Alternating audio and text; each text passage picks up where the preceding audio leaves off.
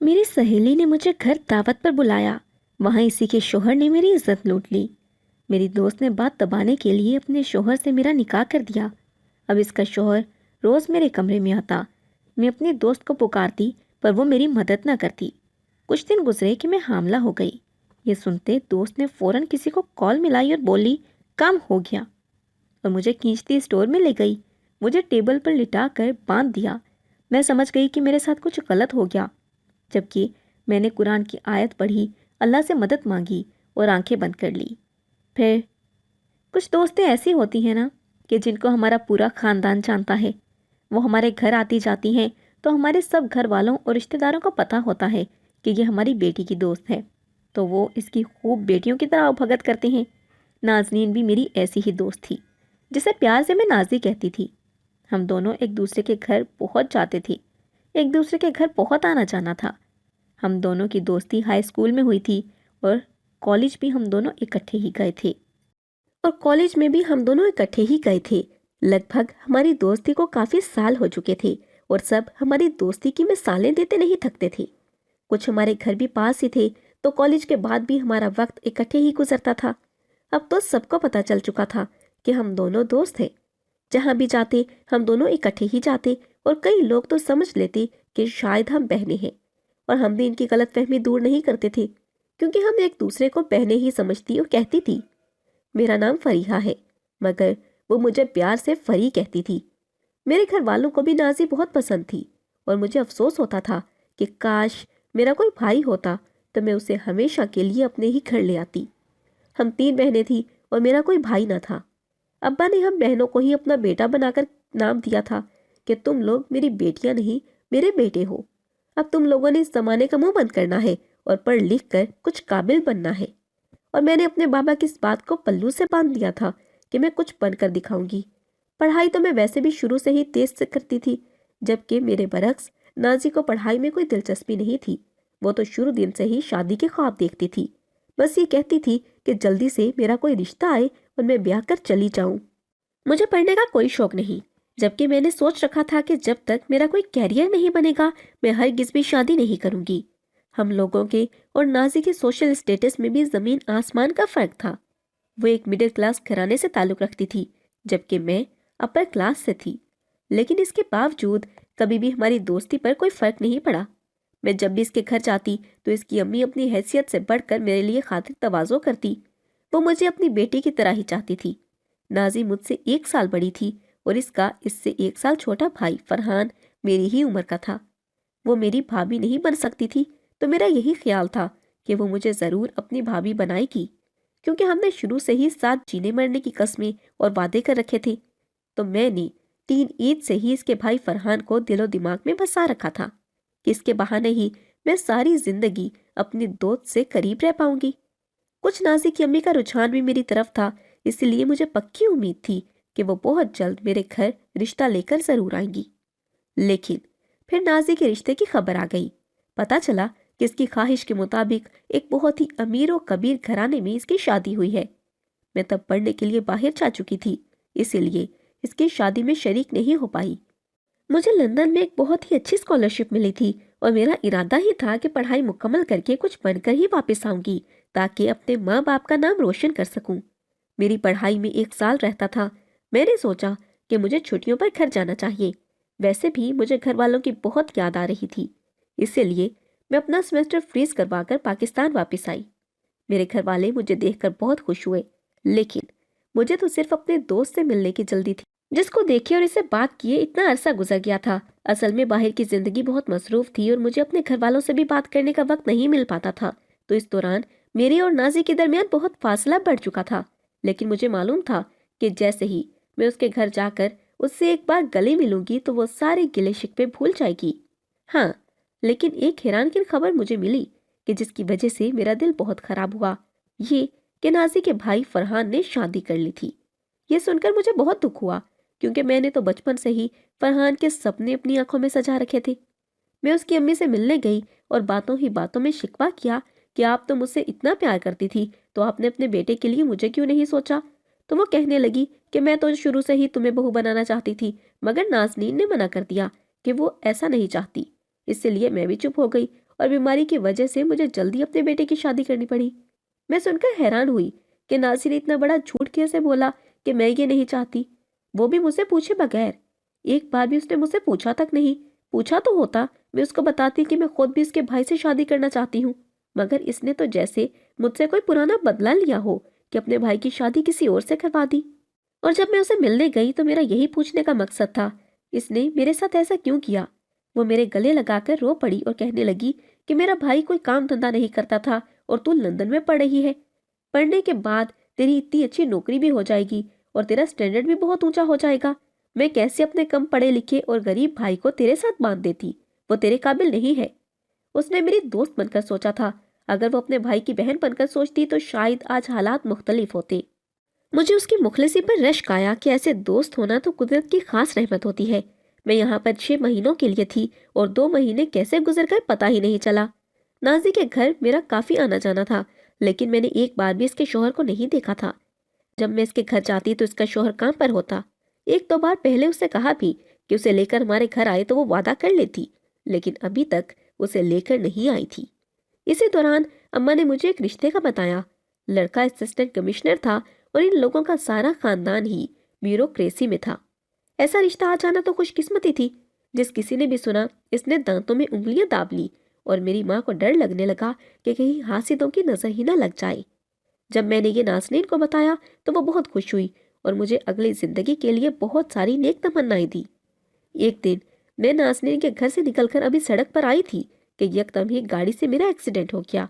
شکر ہے کہ گاڑی کی سپیڈ ہلکی تھی، اسی لیے میں گر گئی اور زیادہ چوٹ نہیں آئی۔ گاڑی سے نکلنے والا شخص مجھ سے معذرت کرنے لگا اور معافی مانگنے لگا۔ چونکہ مجھ سے چلا نہیں جا رہا تھا تو پہلے اس نے میرے پیر پر کلینک سے پٹی کروائی اور پھر مجھے گھر پر ڈراپ کیا۔ جانے وہ کون تھا، لیکن اس کی شکل میرے ذہن پر نقش ہو گئی کہ اس نے میرے ساتھ حسن سلوک کیا، ورنہ تو لوگ ایکسیڈنٹ کر کے بھاگ جاتے ہیں۔ ان کو 1 ہفتے تک تو میں بیڈ ریسٹ پر رہی۔ آہستہ آہستہ چلنا شروع کیا تو مجھے اپنی دوست کی یاد ستائی اور میں نے سوچ لیا کہ مجھے اس کے گھر جانا چاہیے۔ ویسے بھی گھر والے میری منگنی کی تاریخ رکھ چکے تھے تو میں نے سوچا کہ اسے جا کر منگنی کا انویٹیشن ہی دے دوں۔ یہی سوچ کر میں نے اسے دعوت کے لیے بلانے اس کے گھر چلی گئی۔ جب میں اس کے گھر پہنچی تو خلاف معمول مجھے کچھ خاموشی کا احساس ہوا۔ حالانکہ میں نے آنے سے پہلے اسے کال کر کے بتا دیا تھا کہ میں آ رہی ہوں، لیکن اب ایسا لگ رہا تھا جیسے گھر پر کوئی نہیں ہے۔ میں نے واپسی کے لیے جیسے ہی قدم بڑھائے تو اچانک دروازہ اپنے آپ بند ہو گیا۔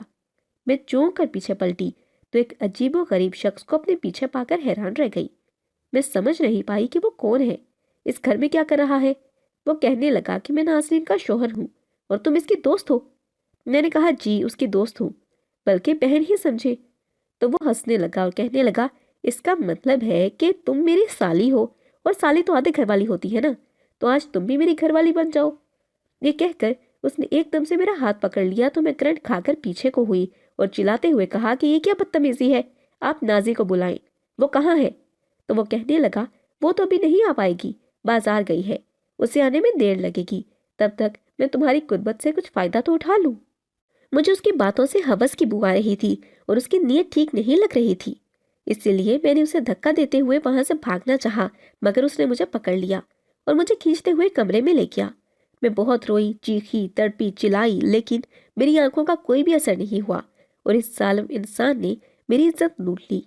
جب نازی واپس آئی تو میری اجڑی ہوئی حالت دیکھ کر اس کو بھی سکتا ہو گیا اور کہنے لگی کہ مجھے معاف کر دو، یہ ساری میری ہی غلطی ہے۔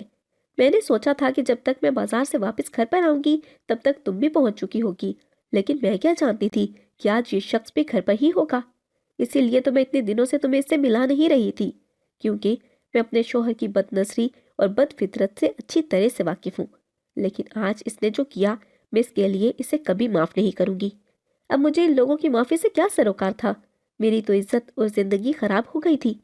میں روتے ہوئے گھر جانے کو پلٹی تو نازی میرے قدموں میں بیٹھ گئی اور کہنے لگی تم گھر واپس نہیں جاؤ، تم گئی تو تمہاری ماں باپ کی عزت خراب ہو جائے گی، اگر انہیں پتا چلا تو وہ اپنی جان لے لیں گے۔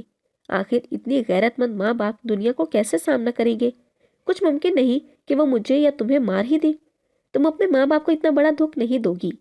میں نہیں چاہتی کہ یہ بات باہر پھیلے، تم باہر نکلو گی تو پوری دنیا یہ راز جان لے گی کہ تمہاری عزت کوڑی کی ہو گئی ہے، جو میں نہیں چاہتی۔ مجھے اس کی باتوں پر حیرانی ہو رہی تھی اور میں بالکل بھی نہیں सोच सकती थी और ना मैं सोचने समझने की صلاحیت میں تھی کہ اس نے جو کہا ہے اس کی بات کو دبانے کا ایک ہی راستہ ہے کہ تم میرے شوہر سے نکاح کر لو۔ کوئی اور حالات ہوتے تو نازی ایسا کہنا میں نہ مانتی، لیکن چونکہ وہ شخص میری عزت خراب کر چکا تھا تو میں نے بہتر یہی سمجھا کہ اس سے نکاح کر لوں۔ میں نے کہا کہ اپنے گھر جانا چاہتی ہوں، لیکن نازی نے ایک بار پھر سے مجھے روک لیا اور کہنے لگی تم ابھی کچھ دن یہیں پر رہو، جب تم انہیں سچ بتانے کی ہمت پیدا کر لو تب چلی جانا۔ مجھے اپنے ماں باپ کی پریشانی ہو رہی تھی کہ میں اپنے گھر نہیں پہنچی تو وہ مجھے ڈھونڈتے ہوئے یہاں پر آ جائیں گے اور بہت پریشان ہوں گے۔ رات کے وقت میں کمرے میں تھی کہ اچانک مجھے بیرونی دروازے پر دستک سنائی دی، ساتھ ہی میرے ابا کی آواز آئی۔ میں جلدی سے کمرے کا دروازہ کھولنا چاہتی تھی تو باہر سے بند تھا۔ مجھے نازی کی آواز سنائی دی جب میرے ابا پوچھ رہے تھے کہ فریحہ کہاں ہے، یہاں پر آئی تھی؟ تو وہ کہنے لگی وہ دوپہر میں آئی تھی اور 10 منٹ بیٹھ کر فوراً سے چلی گئی۔ اب ظاہر ہے میرے گھر والے تو نازی پر شک کرنے کا سوچ بھی نہیں سکتے تھے، اسی لیے وہاں سے چلے گئے، جبکہ مجھے بہت غصہ آیا کہ نازیہ کو ایسا نہیں کرنا چاہیے تھا۔ کم از کم مجھے تو ان کے سامنے کروا دیتی۔ مجھ میں اتنی ہمت تھی کہ میں اماں ابا کو سچ بتا دیتی، کیونکہ اس سب میں میرا کوئی قصور نہیں تھا، لیکن شاید نازنین ایسا نہیں چاہتی تھی، اس کا گھر خراب ہو، اسی لیے اس نے مجھے منع کر دیا۔ مجھے کہنے لگی کہ تمہارے باپ نے تمہاری گمشدگی کی رپورٹ درج کروا دی ہے اور آج سے تمہیں ایک مسنگ پرسن ہو، تم بس اپنی زندگی یہیں پر گزارو۔ میں تو اس کے بدلے ہوئے رویے کو دیکھ کر چونک گئی کہ اب ایک دم سے اس کے لہجے میں یہ بدلاؤ کیسے آ گیا۔ اتنی بیزاری تو اس نے مجھ سے کبھی نہیں دکھائی تھی۔ میں رات کو اپنے کمرے میں تھی کہ اس کا شوہر پھر سے میرے کمرے میں آ گیا۔ میں گھبرائی کہ تم یہاں پر کیا لینے آئے ہو تو کہنے لگا اب تم میری بیوی ہو تو میں کمرے میں تو آؤں گا ہی۔ میں نے نازیہ کو آواز دے کر بلایا کہ مجھے بچائے اور اس کو یہاں سے لے کر جائے، مگر اس نے تو جیسے اپنے کان ہی بند کر لیے تھے۔ میں بھی خوب چلائی، میں سوچ بھی نہیں سکتی تھی کہ میری دوست اتنی بدل جائے گی کہ اس پر میری چیخوں کا بھی کوئی اثر نہیں ہوگا۔ روز اس کا شوہر میرے کمرے میں آ جاتا اور میں اس کو آوازیں دیتی رہ جاتی، لیکن وہ میری ایک نہ سنتا۔ وہ میرا سامنا بھی نہیں کرتی تھی۔ میں سارا دن اپنے کمرے میں پڑی رہتی اور اس کو کوئی پرواہ نہیں ہوتی۔ اس کی باتوں سے مجھے اندازہ ہوتا رہتا کہ میرے گھر والے ابھی بھی مجھے ڈھونڈنے کی کوشش کر رہے ہیں۔ مجھے یہاں پر 3 ماہ ہو گئے تھے کہ اچانک ایک دن میں چکرا کر گر گئی۔ جب ہوش آیا تو اپنے اوپر ایک لیڈی ڈاکٹر کو جھکے ہوئے پایا جو مجھے ٹیسٹ وغیرہ کر رہی تھی، اور پھر نازیہ اور اس کے شوہر سے کہنے لگی کہ مبارک ہو، یہ امید سے ہے۔ یہ سن کر ان دونوں کے چہرے پر خوشی پھیل گئی، جبکہ میرے تو دل کی دھڑکن ہی رک گئی۔ یہ کیسے ہو سکتا تھا؟ میں ہرگز ایسا نہیں چاہتی تھی۔ میں نے اس ڈاکٹر کو کہا کہ میں یہ بچہ نہیں چاہتی، اب مجھے کوئی اور دوا دے دے۔ نازی نے تب میرے منہ پر تھپڑ مار دیا۔ اس کا شوہر ڈاکٹر کو کہنے لگا یہ عورت تھوڑی پاگل ہے، آپ اس کی باتوں کو نہ سوچیں، میں آپ کو دروازے تک چھوڑ دیتا ہوں۔ وہ دونوں تو یہ خوشخبری سن کر یوں خوش تھے جیسے انہیں دنیا جہان کی دولت ہی مل گئی ہو۔ میں ان کی خوشی کی وجہ ہرگز بھی سمجھ نہیں پا رہی تھی، اور مجھے ابھی تک اپنی دوست نازی کا پلان سمجھ میں نہیں آیا تھا۔ اتنا تو میں جان گئی تھی کہ میرے ساتھ اس کے شوہر نے جو کچھ بھی کیا وہ اس کی مرضی سے کیا تھا، لیکن مجھے یہ سمجھ نہیں آ رہی تھی کہ اس سب میں اس کا کیا فائدہ ہے اور وہ ایسا کیوں کر رہی ہے۔ اب میرے بچے کو لے کر ان دونوں کا کیا پلان تھا؟ میں تو ہمیشہ سے اسے اپنی دوست سمجھتی تھی اور اس نے بھی یہی کیا تھا، تو اب ایک دم سے اتنا بدلاؤ کیسے آ گیا؟ یقیناً یہ اس کے شوہر کی ہی کارستانی تھی، جیسے اس نے اس کی آنکھوں پر پٹی باندھ رکھی تھی اور اس کے کان میرے خلاف بھر رکھے تھے۔ میرے حاملہ ہونے کی خبر سنتے فوراً وہ مجھے کھینچتے ہوئے اسٹور میں لے گئی، مجھے وہاں ٹیبل پر باندھ دیا اور کسی کو فون کر کر کہنے لگی کہ کام ہو گیا، جیسا میں نے سوچا تھا بالکل ویسا ہی ہوا ہے، یہ حاملہ ہو چکی ہے، اب بتاؤ کہ کیا کرنا ہے۔ مجھے اس کی باتوں سے محسوس ہو رہا تھا کہ وہ میرے ساتھ کچھ غلط کرنے کا ارادہ رکھتی ہے۔ میں نے اس کی آوازوں سے بسم اللہ پڑھنے کے بعد آیتیں پڑھنی شروع کر دی، اور یہ صرف اللہ ہی تھا جو مجھے بچا سکتا تھا، ورنہ تو میں امید چھوڑ چکی تھی۔ تلاوت کرتے ہوئے اللہ سے مدد مانگی اور آنکھیں بند کر لی، اور اسی وقت مجھے یوں لگا جیسے میری دعا سن لی گئی ہے، کیونکہ اس کا شوہر بھاگتا ہوا آیا اور آتے ہی اس کے کان میں کوئی ایسی بات کہی جسے سن کر وہ بری طرح گھبرا گئی۔ کہنے لگی تم یہی اس کے پاس رکو، میں ابھی آتی ہوں۔ وہ اوپر جاتی، اسے اچھے سے باندھ کر اس کے منہ پر کپڑا رکھ کر تم ادھر ہی رہنا، اسے ہدایت دے رہی تھی۔ میرا خیال تھا کہ شاید کوئی مہمان وغیرہ آیا ہوگا، اس کی وجہ سے اسے مجھے یوں چھوڑ کر ایمرجنسی میں اوپر جانا پڑا ہے۔ اب جو بھی کرنا تھا وہ مجھے ہی کرنا تھا، میرے پاس زیادہ وقت نہیں تھا۔ جب تک وہ اوپر اپنے مہمان کے ساتھ مصروف رہتی، مجھے اتنی دیر میں اپنے بھاگنے کا کوئی پلان کر لینا چاہیے تھا۔ میں نے طبیعت خرابی کا بہانہ کیا اور اس آدمی کو کہا کہ مجھے ہارٹ اٹیک ہو رہا ہے، مجھے جلدی سے ہسپتال لے چلو ورنہ میں اور میرا بچہ دونوں مر جائیں گے۔ یہ سن کر وہ گھبرا گیا۔ شاید وہ نازیہ کی اجازت کے بغیر مجھے کہیں نہیں لے جانا چاہتا تھا، لیکن میں نے دھمکی دی کہ اگر میرے بچے کو کچھ ہو گیا تو پھر تم اپنی بیوی کو کیا جواب دو گے؟ اتنا تو میں اندازہ لگا ہی چکی تھی کہ میرا بچہ ان کے لیے بڑی اہمیت کا حامل تھا۔ میرا تیر نشانے پر جا بیٹھا تھا اور وہ مجھے نازی کی اجازت کے بغیر ہی چوری چھپے گاڑی میں بٹھا کر ہسپتال لے گیا۔ میں نے اسے باہر ہی رکنے کا کہا اور خود اس کے سامنے ڈاکٹر کے کمرے میں چلی گئی، مگر 2 منٹ کے بعد دروازہ کھول کر باہر دیکھا تو اس کا رخ دوسری طرف تھا۔ میں جلدی سے باہر نکل کر ہسپتال کی پچھلی طرف آ گئی اور ایمرجنسی گیٹ سے باہر نکل گئی۔ میرے پاس کچھ بھی نہیں تھا، نہ 1 روپیہ جس کی بنا پر میں وہاں سے بھاگ جاتی، اسی لیے میں پیدل تیزی سے ایک طرف چلنا شروع ہو گئی۔ میں جلد سے جلد اپنے ماں باپ کے پاس پہنچنا چاہتی تھی، انہیں ساری سچائی بتا دینا چاہتی تھی۔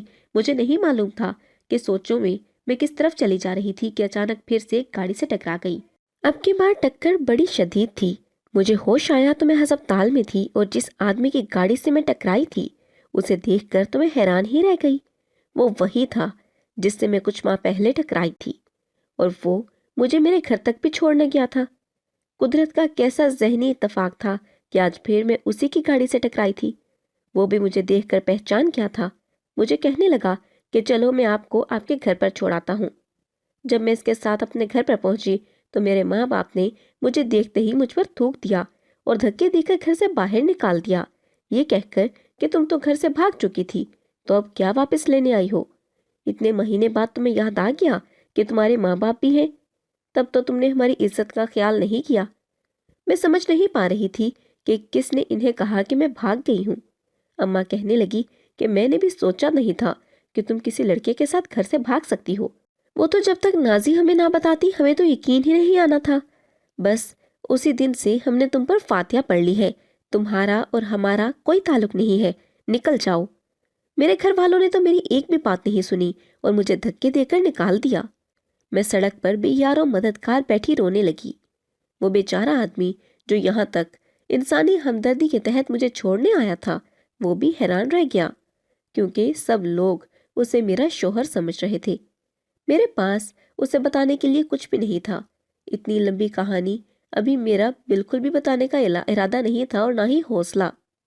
مجھے سمجھ میں نہیں آ رہا تھا کہ اب میں کہاں پر جاؤں گی، تو وہ مجھے کہنے لگا اگر آپ چاہیں تو آپ میرے ساتھ میرے گھر پر چل کر کچھ دن کے لیے رہ سکتی ہیں، یقیناً آپ میری بیوی سے مل کر خوش ہوں گی۔ میرے پاس اور کوئی چارہ بھی نہیں تھا، میں اس کے علاوہ اور کیا کر سکتی تھی، اسی لیے چپ چاپ دوبارہ سے اس کی گاڑی میں بیٹھ گئی اور گاڑی ایک بار پھر انہی رستوں پر دوڑنے لگی۔ ان سے ہم واپس آئے تھے۔ کچھ دیر کے بعد میں خیالوں سے باہر نکلی تو چونک گئی، کیونکہ جس گھر کے آگے گاڑی کھڑی تھی وہ تو نازی کا گھر تھا۔ یہ سب کیا تھا؟ وہ مجھے یہاں پر کیوں لے کر آیا تھا؟ کیا وہ بھی نازی کا ساتھی تھا اور مجھے دوبارہ سے اس کے قبضے میں دینے جا رہا تھا؟ وہ اس کے ساتھ ملا ہوا تھا؟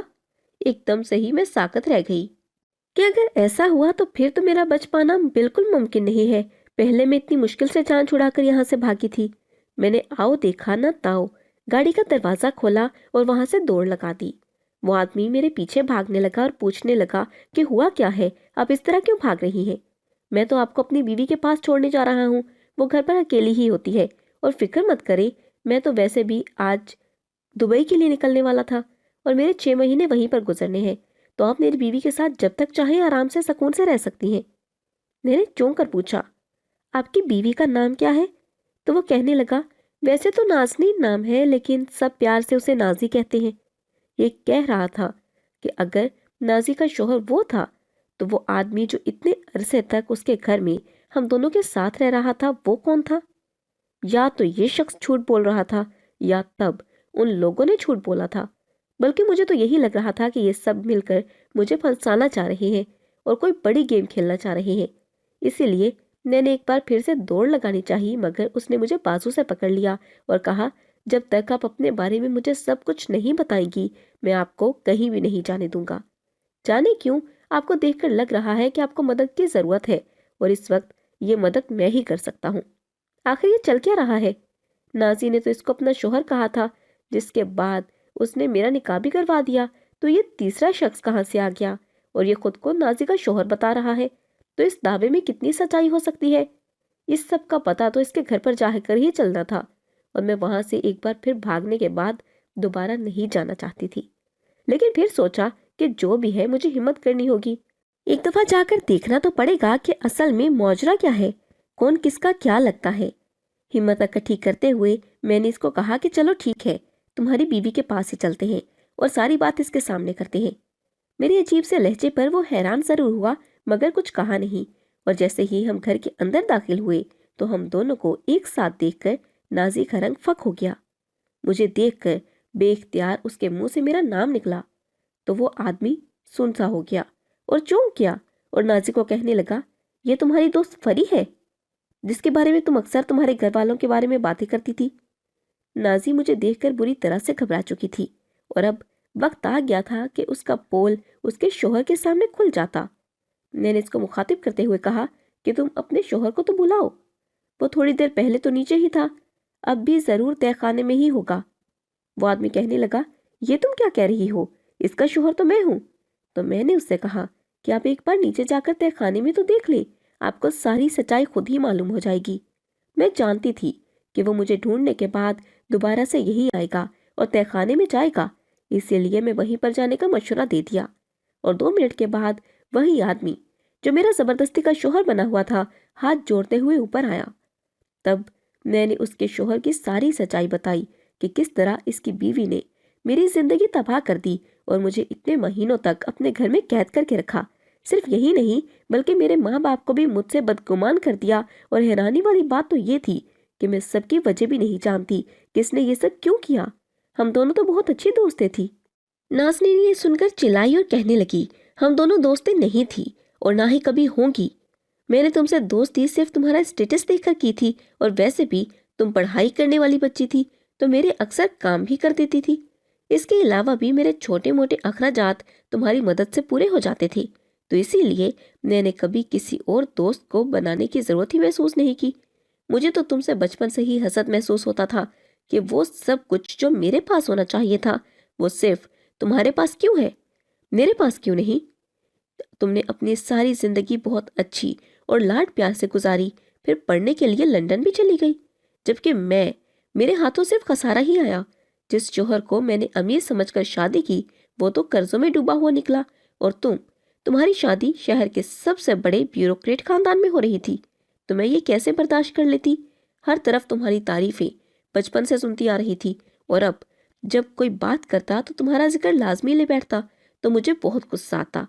अपने भाई की मैंने तुमसे शादी जानबूझकर नहीं करवाई थी, हालांकि मैं जानती थी कि तुम इस हवाले से ख्वाब देख रही हो, मगर फिर भी सिर्फ तुम्हें दुख हो जाने की वजह से कि तुम्हें दुख हो कि मैंने ये शादी नहीं होने दी, मगर फिर भी तुम्हें इतना अच्छा खानदान और रिश्ते मिल गए और ये सब मुझसे बर्दाश्त नहीं हो रहा था। हर तरफ तुम्हारा ही नाम, तुम्हारी तारीफें, और ये जिसे तुम मेरा शोहर समझ रही हो ये मेरा शोहर नहीं है बल्कि दूर पार का कजन है जिसे मैं अक्सर घर में काम काज के लिए बुला लेती थी।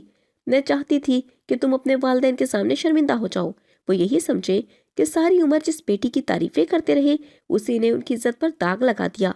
इसीलिए मैंने उससे कहा कि तुम्हारे साथ गलत करे ताकि मजबूरी में तुम्हें इससे शादी करनी पड़े, और जब तुम्हारी शादी के बारे में तुम्हारे वालिदैन को पता चले तो वो बहुत दुखी होंगे, तुम्हारे बारे में बुरा सोचेंगे। जहां तक बात रह गई तुम्हारे बच्चे की, तो मैंने सोच लिया था कि डॉक्टर को बुलवा कर तुम्हें इतने अरसे के लिए मुकम्मल तौर पर किसी अस्पताल में ही एडमिट कर दूंगी जहां पर तुम्हारी मुकम्मल निगरानी होगी। जब तुम्हारा बच्चा हो जाता तो हम किसी बहाने से तुम्हारी जान ले लेते, तो मैं तुम्हारे बच्चे को खुद पालती और मुनासिब वक्त आने पर तुम्हारा बेटा कहकर तुम्हारे खानदान को देती और इसके हिस्से की सारी जायदाद इस बच्चे के जरिए हमें मिल जाती। क्योंकि मैं तुम्हारे वालिदैन को यही कहती कि अपनी दोस्त का बच्चा मैं खुद पालना चाहती हूँ, तो वो अपने नवासे के लिए जल्द या बुद्धिर दौलत का ढेर लगा ही देते। ये सब सुनकर मैं रोना शुरू हो गई। मैंने कभी सोचा भी नहीं था कि वो जिसे मैं अपनी दोस्त समझती थी वो आस्तीन का सांप निकलेगी, और यही हालत मेरे साथ खड़े इसके शोहर की थी। इससे अपनी बीवी पर अंधा एतबार था जिसे उसने तोड़ दिया था। उसने खड़े खड़े उसको तलाक देकर घर से निकाल दिया कि उसने कैसे मेरी जिंदगी बर्बाद कर दी। फिर यूं ऐसे बुलाकर इन दोनों को पुलिस के हवाले कर दिया। बल्कि यही नहीं, मेरे माँ बाप को बुलाकर मेरी सच्चाई से आगाह किया। मैं अब हरगिज भी उसके काबिल नहीं रही थी, लेकिन फिर भी उसने दिल से निकाह करके मुझे और मेरे बच्चे को अपना नाम दिया, जो कि उसकी आला ज़र्फ़ी की निशानी थी। नाज़ी रोज जेल से मुझे खत लिखती और माफ़ी की तलबगार है। اور میں الجھن میں ہوں کہ کیا اسے معاف کرنا چاہیے۔ آپ کی کیا رائے ہے کہ ایسی عورتوں کے لیے معافی بنتی ہے؟